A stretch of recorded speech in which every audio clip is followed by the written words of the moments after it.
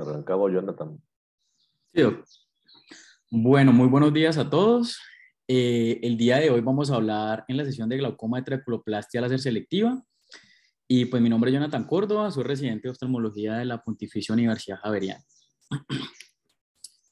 Entonces, el día de hoy hablaremos de la historia de la trabeculoplastia láser selectiva, de cómo llegamos del momento uno con el láser rubí hasta lo que tenemos ahora, cómo funciona esta, cuál va a ser la técnica correcta para la aplicación de esta, cuáles son las indicaciones y contraindicaciones, qué evidencia respalda su uso y cuáles son los efectos adversos o complicaciones mucho más frecuentes.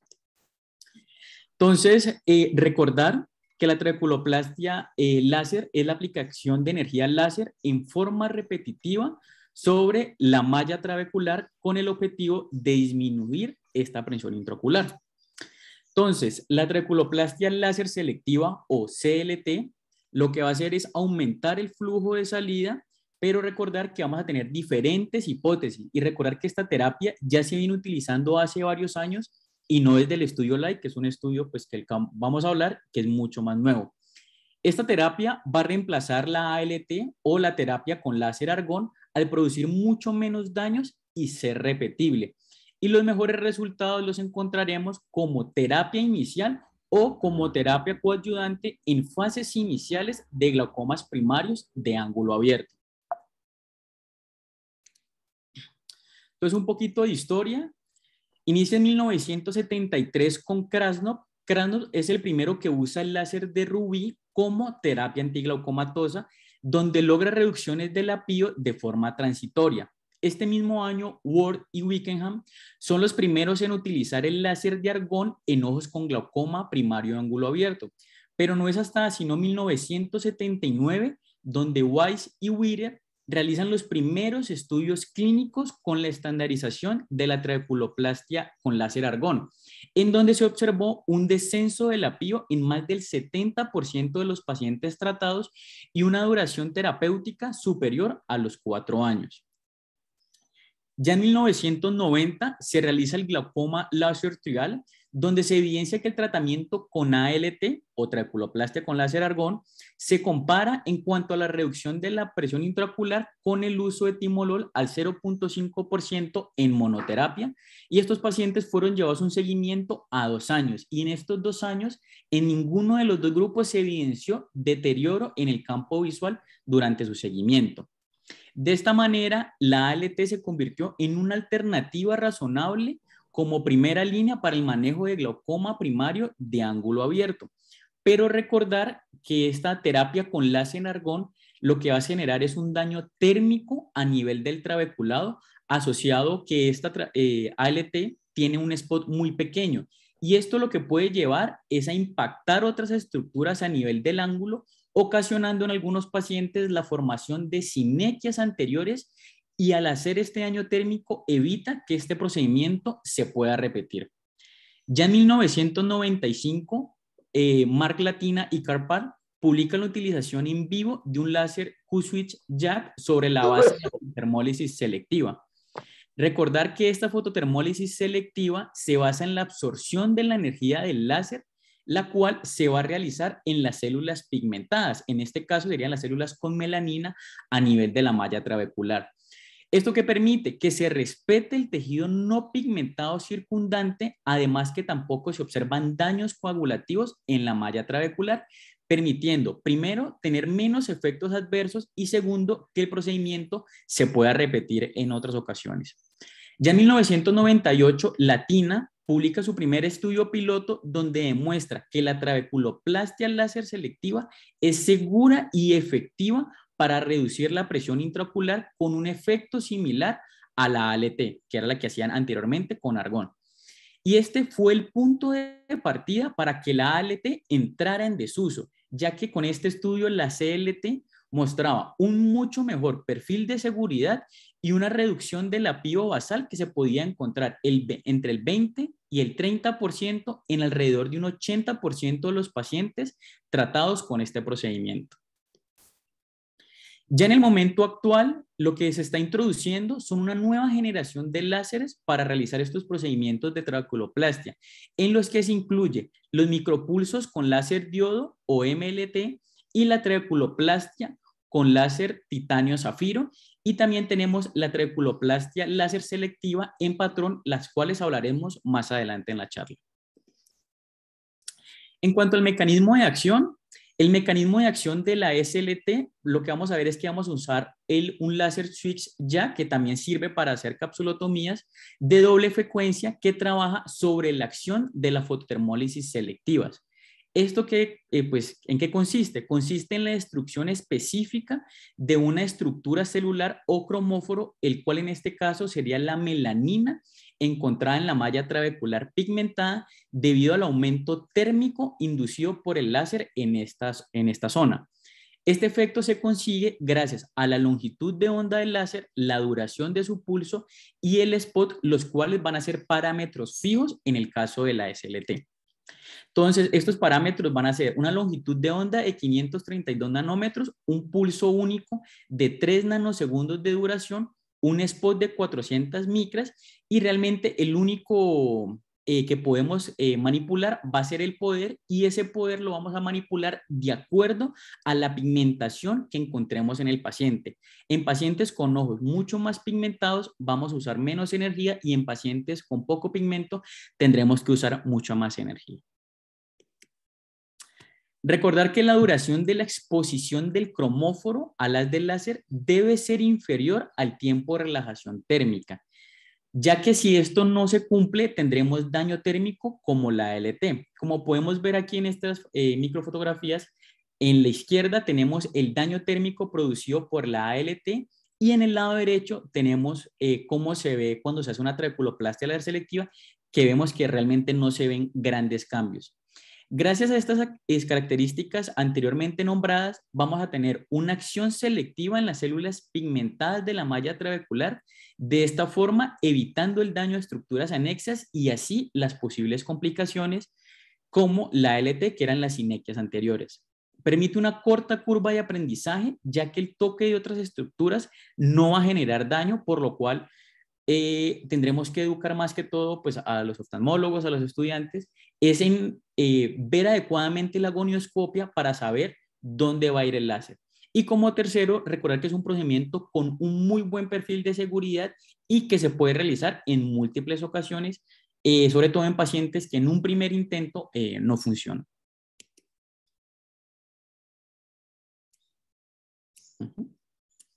En cuanto a los mecanismos fisiopatológicos, aunque la CLT ha sido ampliamente utilizada durante años, aún no se han establecido los mecanismos exactos por los cuales esta reduce la presión intraocular. Ya varios estudios han demostrado posibles efectos celulares, histopatológicos y biológicos a nivel de la malla trabecular y las células del canal de Schlemm. Ya en su histórico estudio in vivo en 1995, Latina y Park demostraron que la trabeculoplastia láser selectiva realizaba una interrupción a nivel de los melanosomas como de las membranas lisosomales a nivel de las células pigmentadas de la malla trabecular, asociando pérdida de la estructura mitocondrial sin daños térmicos colaterales a estos tiempos de exposición. Secundario a esto, vamos a tener una secreción de diferentes interleuquinas, entre las cuales se encuentra la beta 1, que va a ser las más importantes, y factores de necrosis tumoral como el alfa. Posteriormente a esto, vamos a tener un aumento en las metaloproteinasas, donde tenemos que la más importante es la MMP3, y estas van a aumentar a nivel de la malla trabecular, dando como resultado el aumento en la reclutación de monocitos, los cuales van a conducir a la remodelación de la matriz extracelular y yuxtacanalicular, aumentando la permeabilidad al humor acuoso y asimismo su salida de la cámara anterior. Un aspecto muy importante es que esta remodelación de la malla trabecular no es inmediata, por lo cual no podemos ver los efectos al otro día del paciente, sino que estos efectos se pueden ver incluso 2 a 3 semanas posterior al procedimiento. Entonces significa que si al otro día vemos un paciente que todavía no tiene la presión en metas, no quiere decir que el procedimiento no haya funcionado, sino que tenemos que darle un espacio para que esta remodelación se haga y ya podamos ver cuál va a ser la PIO que va a tener el paciente. En cuanto a la técnica, en la técnica para aplicar la CLT, pues tendremos la preparación, el procedimiento y el postprocedimiento. En cuanto a la preparación, podemos tener la aplicación de anestésico tópico para evitar la molestia del lente. Si el paciente viene recibiendo manejo tópico hipotensor, no suspender. Como les comentaba anteriormente, la remodelación no se va a dar de forma inmediata, por lo cual el paciente tiene que continuar con su manejo tópico hipotensor las primeras semanas.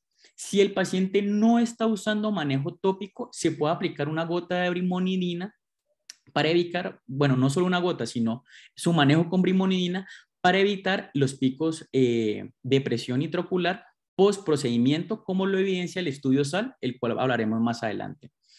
Recordar también evaluar muy bien el pigmento del paciente, ya que en ojos oscuros vamos a necesitar menor energía y en ojos claros mayor energía. En cuanto al procedimiento, la CLT se aplica con un lente de gonioscopia, preferiblemente un lente de un solo espejo. En cuanto tenemos dos lentes, tenemos el lente de Latina o el lente de Rich, los cuales nos van a permitir hacer un adecuado enfoque de la malla trabecular y recordar que el láser ya va a tener los parámetros fijos. Entonces va a tener un spot de 400 micras, lo que permite que se trate toda la anchura con un solo disparo, toda la anchura de la malla trabecular. Y vamos a iniciar el procedimiento con una energía de 0.8 milijoules. Si empezamos el procedimiento con 0.8 milijoules y aparecen las burbujas de cavitación o burbujas de champán, lo que vamos a necesitar es reducir la energía en pasos de 0.1 milijoules hasta que aparezcan estas de manera muy pequeña o que casi no se vean. Si por el caso contrario no evidenciamos estas burbujas de cavitación, vamos a subir la energía en pasos de 0.1 milijoules hasta que estas burbujas de cavitación se observen, y entre spot y spot de disparo vamos a dejar un tamaño, que para la redundancia, de un spot. Entonces, hacemos un disparo, dejamos sin hacer disparo un spot y volvemos a hacer. Entonces, el número de impacto que encontraremos promedio van a ser de 45 a 55 disparos por cada 180 grados, o sea, casi 100 disparos por 360 grados. Y aquí en este videito vamos a evidenciar las burbujas de champán, como les mencionaba anteriormente. Entonces, él realiza el disparo, deja el spot sin disparar, vuelve a disparar y vemos las burbujas de champaña. Lo ideal es que estas se vean tenuamente y no sean pues tan grandes.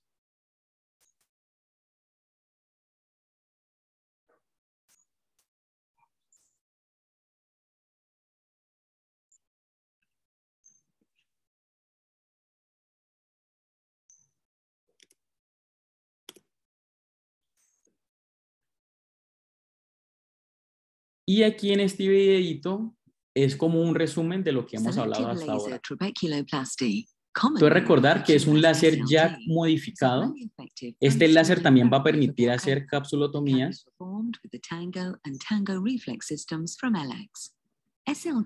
Vemos que realmente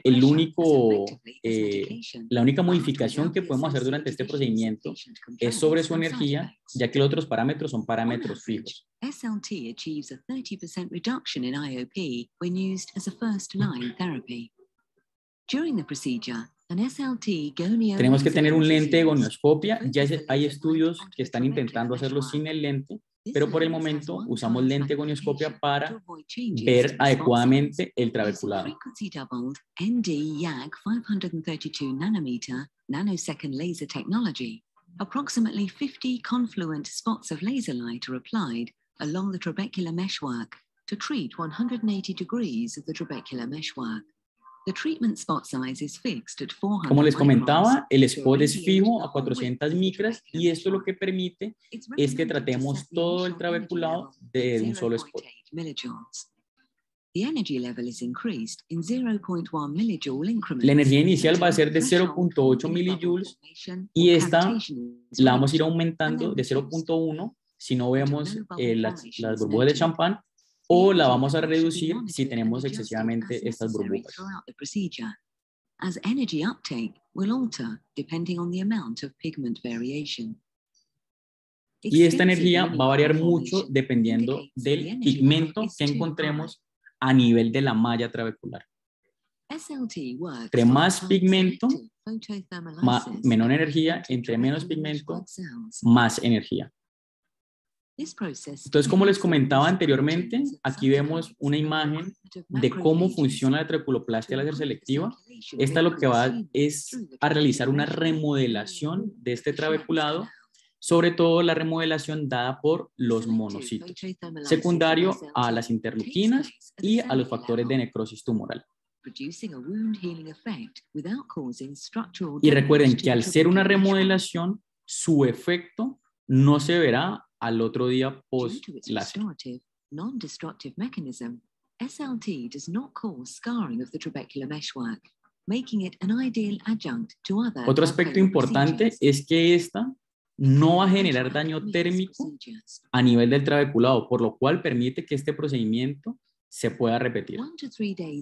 Ya posteriormente a que tengamos la remodelación, vamos a ver una reducción de la presión intraocular entre el 20 y el 30% para que el paciente pueda llegar a tener una presión intraocular en metas. 3 months and 6 months after the treatment. Y recuerda que este es un procedimiento que no es curativo, ¿no? O sea, es un procedimiento que igual, aunque le hagamos el procedimiento a los pacientes, tenemos que seguir manejando a nuestro paciente y tenemos que seguirlo viendo en consulta.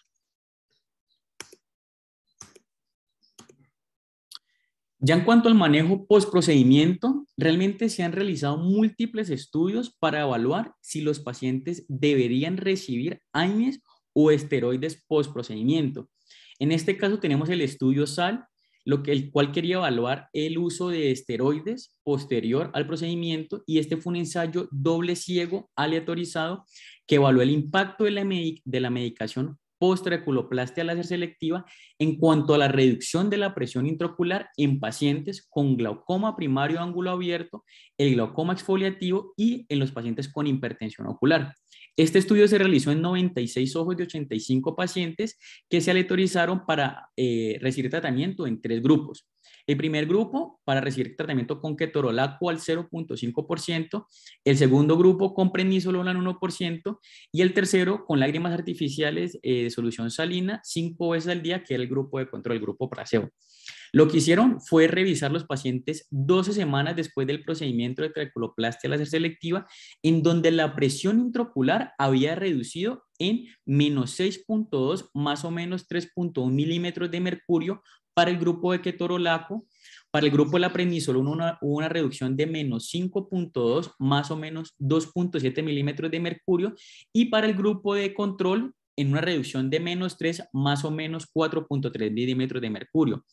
Estas diferencias entre los grupos de tratamiento y placebo sí fueron estadísticamente significativas, por lo que se demostró que el tratamiento post-trabeculoplastia láser selectiva con prednisolona o ketorolaco contribuyen positivamente al efecto de la reducción de la presión intraocular. Pero estos resultados fueron contradichos por otros estudios más pequeños, como lo son el estudio de Gina Prilla, en donde compararon los mismos medicamentos a un mes posterior a la trabeculoplastia láser selectiva, sin evidencia de diferencias significativas entre estos medicamentos. También tenemos un ensayo aleatorizado prospectivo realizado por Kaiser, quien evaluó el manejo con indometacina y dexametasona al 0.1%, o sea, indometacina, dexametasona y placebo, en donde no encontraron diferencias significativas en términos de reducción del apio o reacciones inflamatorias entre estos grupos a los 6 meses de seguimiento.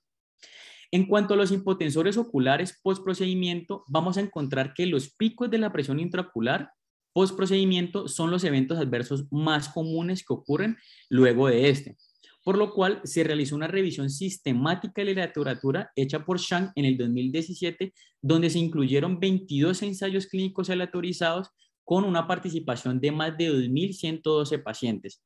Esta revisión lo que indicó es que el medicamento preintervención previene los picos de presión intraocular dentro de las 2 a 24 horas posterior al procedimiento.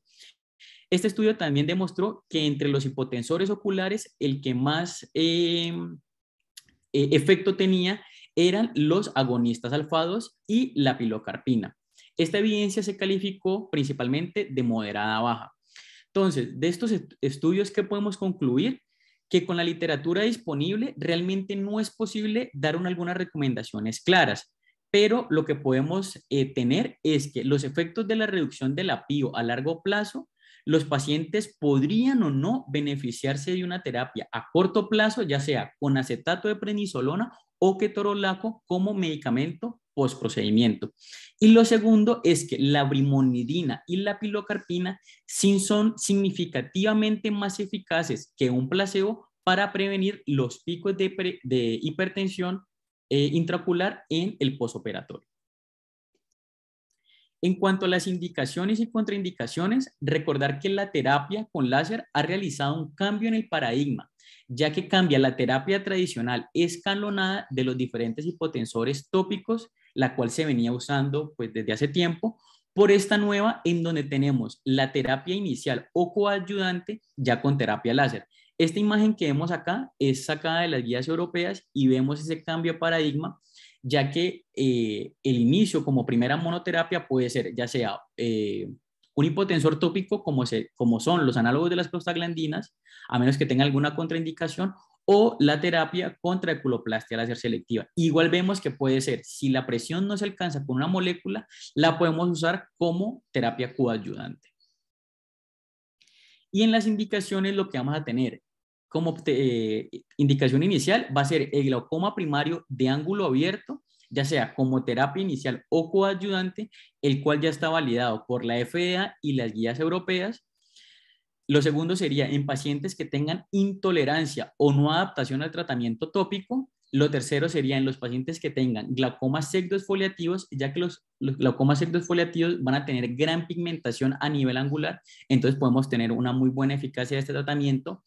Lo otro serían los glaucomas pigmentarios. Y por último, en este momento se encuentran en estudio otras indicaciones, pero realmente todavía hay muy poca evidencia en cuál sería la terapia de reemplazo, que lo que busca es en los pacientes que ya están en terapias con 3, 4 moléculas, realizar la terapia contra eculoplastia láser selectiva para disminución de estas, y en los pacientes con glaucomas avanzados que ya tengan diferentes moléculas y hayan sido llevados a cirugía. Pero, como les dije, todavía hay muy pocos estudios, entonces todavía pues no hay una indicación clara de esto.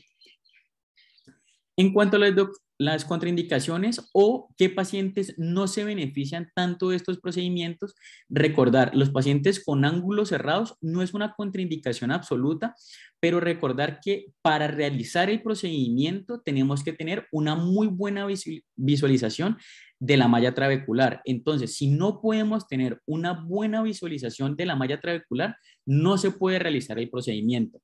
Los segundos son los pacientes que sean muy jóvenes, por debajo de 40 años, ya que los pacientes muy jóvenes que estén por debajo de esta edad no van a ser glaucomas primario de ángulo abierto, sino que puede ser que sean un glaucoma juvenil. Y la mayoría de estos glaucomas juvenil son secundarios a disgenesias del sistema de drenaje y no se han llevado estudios en esta población, por lo cual, pues en este momento no hay una indicación para realizar este procedimiento, pero sí se están realizando diferentes estudios. Lo otro sería los pacientes que tengan nula pigmentación, ya que este láser, como tiene target las células pigmentadas, si no tenemos nada de pigmento, pues no se podría hacer el láser porque no tendría pues realmente ningún efecto.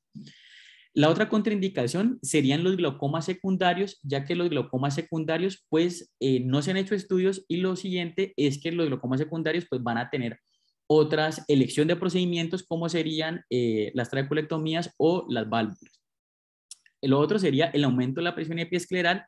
Los pacientes que tengan terapia médica full, o sea que tengan 3, 4 moléculas, pues la mejor opción en este momento sería pensar en otras opciones como lo sería las cirugías filtrantes. Y por último, los pacientes que tengan una PIO meta muy baja, ya que como este procedimiento solo reduce la presión intraocular entre un 20 y un 30%, que comparado con las gotas, pues es un procedimiento que reduce mucho la presión, pues si el paciente requiere una PIO meta muy baja y pues ya está muy deteriorado, pues habría otras opciones mucho mejores como serían las cirugías filtrantes. En cuanto a la evidencia, recordar que el estudio que más ha impulsado la trabeculoplastia láser selectiva en el último tiempo es el estudio LIGHT, el cual fue un estudio publicado en el 2019. Este fue un ensayo aleatorizado no enmascarado y multicéntrico que evaluó y comparó la calidad de vida, la eficacia, la costo-efectividad y la seguridad entre la trabeculoplastia láser selectiva y los hipotensores tópicos. Entonces, aquí se cogieron pacientes recién diagnosticados sin tratamiento previo con glaucoma primario de ángulo abierto o hipertensión ocular, los cuales fueron monitorizados durante un periodo de 3 años. Estos pacientes se dividieron en 2 brazos. 356 pacientes se asignaron al azar al grupo de trabeculoplastia láser selectiva y 362 pacientes fueron asignados al azar al grupo de medicación. Para los pacientes que tuvieran hipertensión intraocular, el éxito se definió como una presión intraocular menor de 25 o una reducción de la presión intraocular mayor del 20% de la inicial. Ya para los pacientes con glaucoma primario de ángulo abierto, a diferencia de otros estudios, este estudio por primera vez estableció una pio-meta al comienzo del estudio. Y esta pio-meta se sacó de acuerdo con la severidad de glaucoma que estaban teniendo los pacientes. Ya en el grupo de láser, los pacientes se sometieron a trabeculoplastia láser selectiva y esta se podía repetir una vez durante su seguimiento a 3 años si no se lograba un control adecuado de la presión. Si el paciente, a pesar de haber realizado el procedimiento en 2 ocasiones, si no se logra el control de la presión intraocular, ya se podría adicionar medicamentos tópicos para así evitar un daño. Y en los pacientes con hipotensores tópicos como primera opción, los pacientes fueron tratados de manera estratificada como lo mencionan las guías europeas, o sea, primero análogos de las prostaglandinas y se le iban sumando moléculas hasta llegar a un control adecuado de la presión intraocular. Entonces, en este estudio lo que hicieron fue realizar una evaluación de la calidad de vida con múltiples cuestionarios en los que evaluaron diferentes aspectos de la vida diaria, como sería el autocuidado, la movilidad, las actividades usuales, dolor, disconfort, ansiedad y depresión. Pero en esta parte de la calidad de vida se hicieron las diferentes evaluaciones a los 12, 24 y 36 meses y realmente no se evidenció unas diferencias significativas. Pero sí se evidenció unas diferencias significativas en los ojos tratados con trabeculoplastia láser de forma primaria, ya que el 95% de los ojos alcanzó una pio-meta a los 36 meses y de estos el 78.2% de los ojos no requirieron medicamentos adicionales. En cuanto al grupo de hipotensores tópicos, el 93.1% llegó a la pio-meta y el 64.6% solo requirieron un tipo de medicación, por lo cual hacían que realmente no hubieran diferencias significativas, sino que se compararan que los análogos de las prostaglandinas eran un medicamento con igual efectividad que la trabeculoplastia láser selectiva. Otra gran diferencia fue en el número de trabeculectomías realizadas, ya que en el brazo de los pacientes que iban al láser no se realizaron trabeculectomías frente a 11 trabeculectomías realizadas en el brazo con medicamentos. Los pacientes post-trabeculoplastia láser realmente no informaron ningún evento adverso que amenazara la vista y después del procedimiento solo se observaron 6 picos de presión intraocular en los pacientes que se llevaron a trabeculoplastia láser selectiva. Entonces, este ensayo que demostró que la trabeculoplastia láser selectiva realmente es una alternativa clínicamente efectiva y lo más importante es que es costo efectiva y segura como terapia inicial en los pacientes con hipertensión ocular y glaucoma primario de ángulo abierto.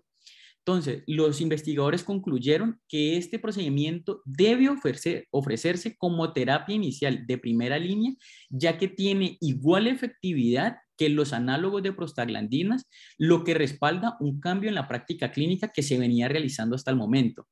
Y otra cosa importante es que el uso de la trabeculoplastia láser selectiva como terapia de primera línea va a reducir sustancialmente la tasa de riesgo de incumplimiento y disminuye la tasa de efectos secundarios, mejorando así la probabilidad de que estos pacientes puedan alcanzar una pio-meta ya preestablecida. Asociado a esto, pues el estudio LIGHT no es el único estudio que ha demostrado estos hallazgos, ya que hay otros estudios más grandes, como sería esta revisión sistemática de la literatura realizada por Shen, que realmente concuerda con los hallazgos anteriormente mencionados por el estudio LIGHT, y este otro estudio que tenemos de los resultados a 10 años por trabeculoplastia láser selectiva de IHAS, donde muestra resultados similares al estudio LIGHT. En cuanto a los factores predictivos, realmente se han hecho pocos estudios en cuanto a qué factores vamos a encontrar que me puedan llevar a un mejor pronóstico, pero me gustó este estudio. Es un estudio de 72 pacientes que se evaluaron un año, pues realmente son pocos pacientes, pero lo que se evidenció, se demostró que el éxito de la trabeculoplastia láser fue fuertemente predicho por la presión intraocular inicial y no por la edad, ni el sexo, ni el tipo de glaucoma o el grado de pigmentación de la malla trabecular. Estos resultados muestran resultados similares a otras revisiones, como lo sería otra revisión retrospectiva de Hirabashi, en donde a los 6 meses los pacientes con una PIO basal mayor de 18 milímetros de mercurio mostraron una reducción de la PIO de 5.4, más o menos 5.3 milímetros de mercurio, o sea, una reducción del 23.7% en pacientes por encima de 18 milímetros de mercurio, mientras que los pacientes con una PIO basal por debajo de 18 milímetros realmente mostraron una reducción de menos 0.7, más o menos 4.6 milímetros de mercurio, lo que también nos hace pensar que realmente no es un buen procedimiento para pacientes con glaucoma de tensión normal. En resumen de estos 3 estudios, es que el predictor independiente para un resultado satisfactorio, una trabeculoplastia láser selectiva, parece ser una presión intraocular elevada, logrando una reducción entre el 23 al 30%. Y estos resultados lo que nos evidencian es que este efecto es muy comparable, como lo decía anteriormente, con el uso de análogos de las prostaglandinas como tal. Y se puede considerar entre los tratamientos con las tasas más altas de reducción de la PIO, tratamientos médicos que no involucren un procedimiento quirúrgico. En cuanto a la repetibilidad de los procedimientos, aquí tenemos unas tablas, los cuales muestran los diferentes nombres de los estudios, cuáles son las características de los pacientes, entre cuánto se hizo el intervalo de la repetición, el rango que se hizo, si se hizo solo 180 o 360 grados, y la definición de éxito. Y en la parte de la derecha tenemos si se consideraron o no exitosas, y cuáles fueron las tasas de éxito y cuáles son los tiempos de seguimiento. Pero realmente estos estudios todos tienen diferentes diseños, las características de los pacientes son diferentes, los tamaños de muestra son diferentes, los periodos de seguimiento son diferentes, entonces no se pueden comparar esos estudios para evaluar si se puede repetir la SLT y en qué tiempo se pueden repetir. Sabemos que se puede repetir por su mecanismo de acción, pero no sabemos en qué tiempo se puede repetir el procedimiento. Entonces, realmente, con la evidencia hasta este momento, no tenemos una conclusión para decirles exactamente cada cuánto se puede repetir el procedimiento, pero la mayoría de los estudios hacen la repetibilidad del procedimiento a los 6 meses, ya cuando tenemos una remodelación de la malla clara y se pueda repetir el procedimiento. Pero recordar que no hay daño térmico, entonces se puede repetir sin llevar algún daño al paciente. En cuanto a las reacciones adversas locales o complicaciones, realmente la trabeculoplastia láser selectiva es un procedimiento seguro con una tasa de complicaciones muy bajas, en donde la mayoría de las complicaciones o reacciones adversas son transitorias y autolimitadas. No presenta complicaciones sistémicas. Y aquí vamos a nombrar las complicaciones más frecuentes según la revisión sistemática de la literatura realizada por Wong. Entonces, inicialmente vamos a tener los picos de presión intraocular que podemos encontrar en alrededor del 0 al 28% de los pacientes, y como ya vimos anteriormente en el estudio de SAL, podemos usar la brimonidina para evitar este efecto adverso.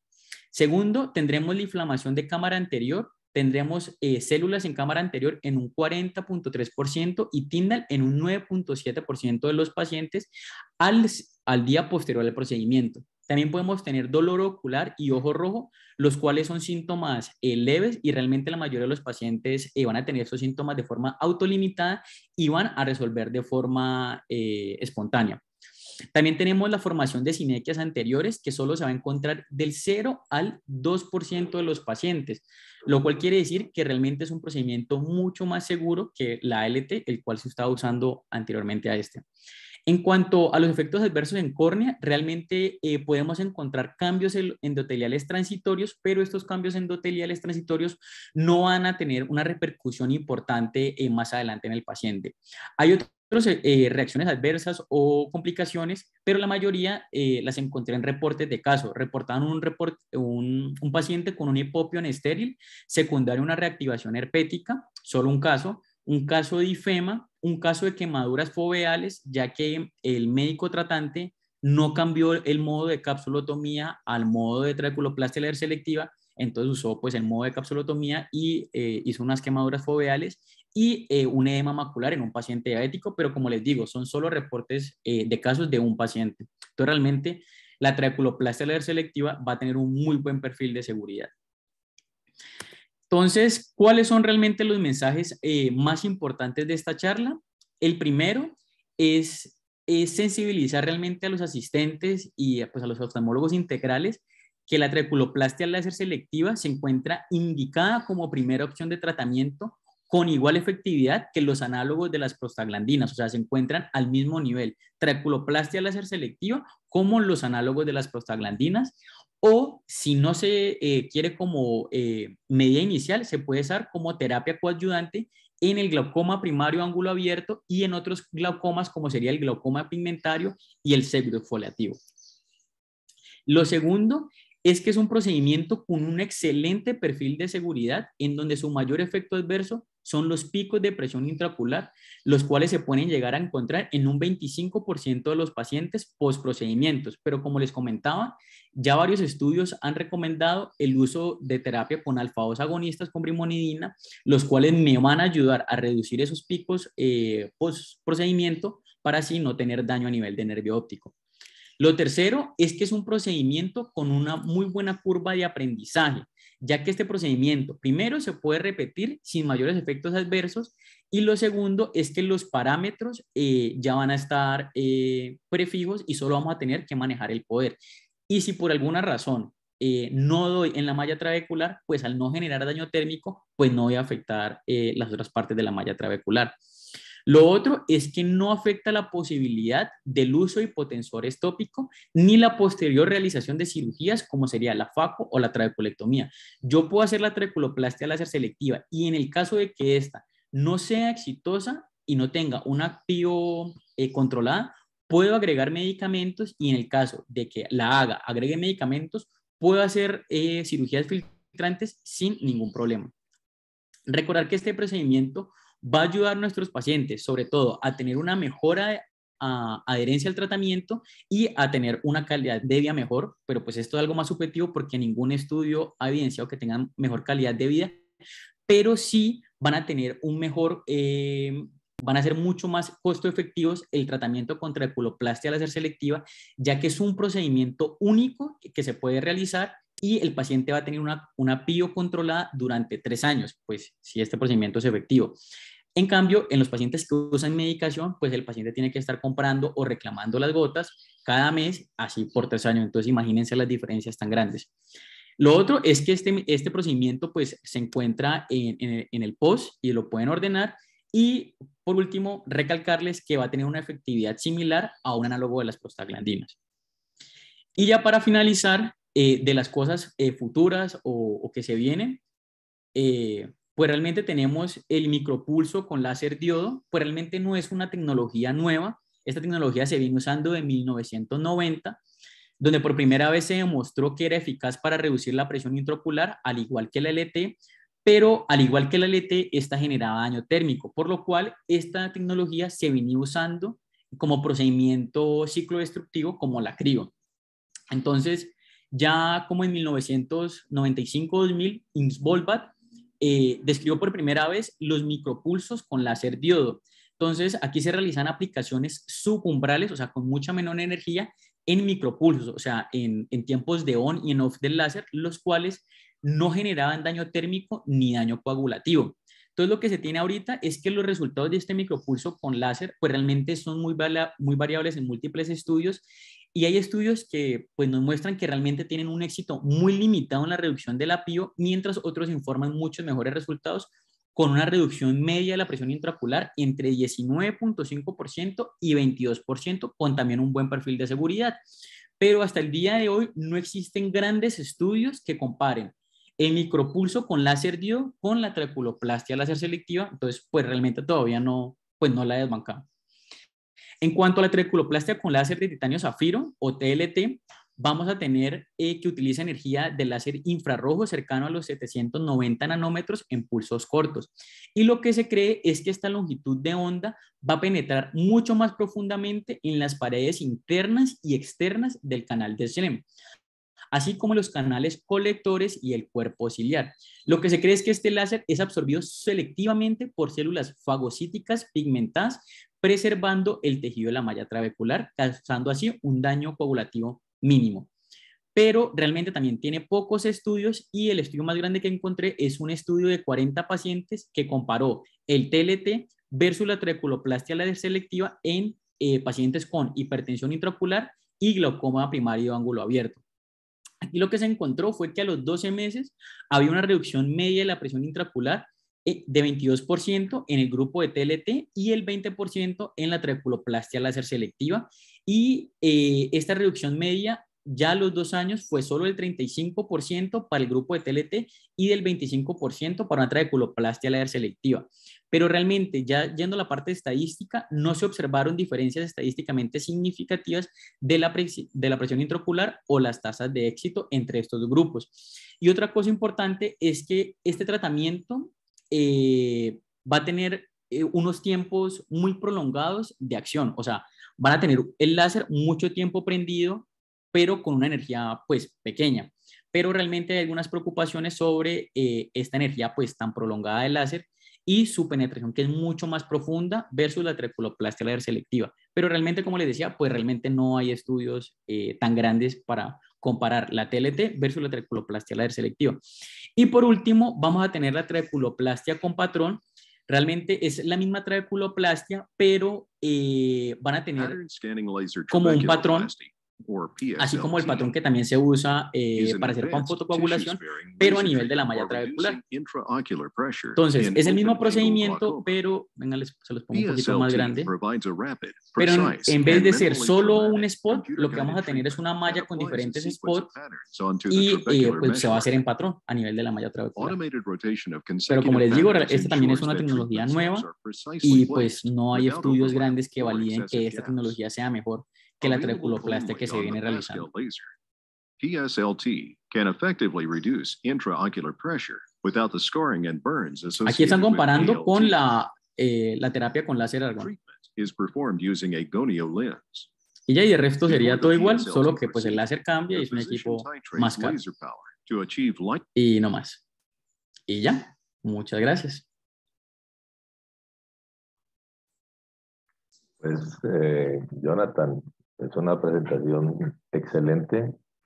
Realmente cubriste muy bien el tema, actualizado y con análisis de los estudios, lo cual es muy importante porque, como dijiste, en esos estudios, muchos de los estudios metaanálisis que tratan de publicar las metodologías y los análisis de los mismos y las muestras no permiten una comparación adecuada. Aclaraste muy bien la parte de eficacia del tratamiento y cuándo esperar el resultado. No se debe esperar, por lo tanto no se debe suspender el tratamiento idealmente el tratamiento que está recibiendo el paciente antes de 2 semanas y proteger al paciente de los picos que serían la complicación más frecuente, como lo mencionaste, y más deletérea para el paciente que viene con un compromiso. Hay algo que quiero yo insistir y es que precisamente por la presencia de esos picos en el posoperatorio, no es una terapia adecuada para un paciente que tenga un glaucoma avanzado, como tú lo mencionaste también. Quiero insistir en eso por el riesgo de que ese poquito función de nervio óptico se pueda perder ante un pico de presión postoperatorio. Y como tampoco, también lo mencionaste, pero tiene mejor efecto el SLT como terapia primaria que como terapia coadyuvante, después de iniciado tratamiento también. Muy bien. Es interesante lo del patrón, pues porque permite uno hacerlo en menor tiempo, pero también eso, pues, eso es desarrollo tecnológico, pero pues con un beneficio relativo Sí, ante el costo, ante el costo. La otra cosa es el tiempo que deba uno esperar para tomar la decisión de que no funcionó o que repite el tratamiento. Es no antes de 3 o 4 meses, quizás 6 meses que dura que uno puede esperar para repetir el tratamiento. ¿Sí? Y por lo mismo hay que hacerle seguimiento al paciente a pesar de haber hecho el láser con buen efecto, hay que hacerle seguimiento porque puede perderse el efecto a los 6 meses y tener que repetirlo. Esos serían los comentarios que yo tengo para hacer. Muy buena la charla, Jonathan, muy clara. No sé gracias. si tenga alguna pregunta. ¿Alguien tiene alguna pregunta? No, yo tengo una pregunta Sí, acerca del fracaso de la eso. terapia. Dale, Valentín. O sea, ya sabemos pues que se puede repetir, pero ¿cuántas veces, digamos, uno puede decir o qué signos tempranos puede tener uno como decir, este paciente no me va a funcionar, de una vez paremos acá, no repitamos? ¿Respondo, Doc? Sí, claro. Bueno, en cuanto pues a los factores que más influyen en esto, Valentín, es la presión intraocular inicial antes del procedimiento, ¿ya? Entonces, entre más presión intraocular tengas antes del procedimiento, o sea, la presión esté menos controlada, mayores son los resultados. Pero otros factores para decirte que el paciente no va a responder, no. Lo que se tiene es que entre más medicación el paciente o más avanzado esté, pues que la trabeculoplastia, como lo decía el doctor Mendoza, pues no va a funcionar, ¿ya? Y pues en ese sentido tenemos otras terapias, como lo serían las cirugías filtrantes. Y algún otro aspecto importante también es la pigmentación a nivel de la malla trabecular, porque acuérdate que la trabeculoplastia láser selectiva lo que hace es afectar un cromóforo, que en este caso es la melanina. Entonces, si yo no tengo el cromóforo a nivel de la malla trabecular, o sea, si tengo un ángulo, una malla trabecular sin pigmento, nulo pigmento, pues realmente el láser no va a hacer su efecto. ¿Ya? Entonces, pues son algunas de las cosas. Y ya en cuanto al seguimiento, pues realmente como el doctor también lo mencionaba, inicialmente el paciente no se deja descubierto. Ya, o sea, el paciente tiene que seguir con su medicación tópica y si el paciente no viene recibiendo medicación tópica, iniciar alfados agonistas. Ya entre las 2 y 3 semanas, vos vas viendo la presión intraocular y vas desmontando según la presión intraocular del paciente. Si el paciente pues muestra que sigue con una presión intraocular en metas, pues ese procedimiento va bien. Pero si ya el paciente no está teniendo unas presiones intraoculares dentro de metas, es que pues el procedimiento no es efectivo y ya se tomaría la decisión de seguir con medicamentos o en algún caso volver a repetir el procedimiento. Perfecto, perfecto. Gracias. Lo otro que quería agregar que se me estaba pasando es el tratamiento postoperatorio con AINES o con láser. Yo prefiero con AINES, como vieron con las estadísticas, la eficacia es similar si se usa esteroides o si se usan AINES en el postoperatorio. Muy similar. Y es mejor quedarse uno con la tranquilidad de que el esteroide no vaya a aumentar la presión intraocular posteriormente por su efecto esteroideo. Y con esa demostración de estudios es preferible utilizar AINES. Y yo siempre uso AINES en el postoperatorio por 3 semanas, 2 o 3 semanas y no más. Sí, doctor. ¿Alguien tiene alguna otra pregunta? Bueno. Bueno, Jonathan, Bueno, ¿esta es tu gracias. última presentación? Sí, pues de glaucoma, sí, ya. De glaucoma. Ah, Sí, sí. bueno, ok, listo. Todo bien, Bueno, pues, gracias. muy bien. Hasta luego, pues. Nos vemos. Muchas gracias, hasta luego. Gracias a todos por asistir.